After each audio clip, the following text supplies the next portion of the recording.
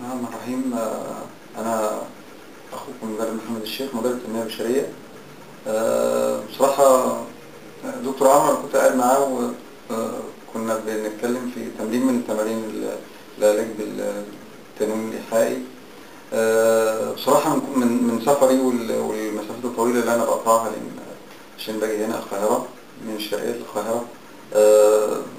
بصاب في بعض الأوقات بحالات صداع و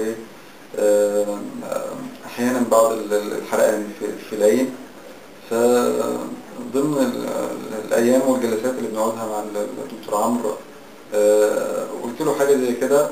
فمن خلال جلسة استرخاء وتنويم إيحائي فعلا قمنا بتجربة إن أنا قلت فعلا كان عندي صداع، ودكتور عمرو قعد معايا في حدود أعتقد أقل من 5 دقايق وجلسة استرخاء بدون مقاومة مني. لقيت فعلا إن بعد الجلسة إن الصداع بدأ يروح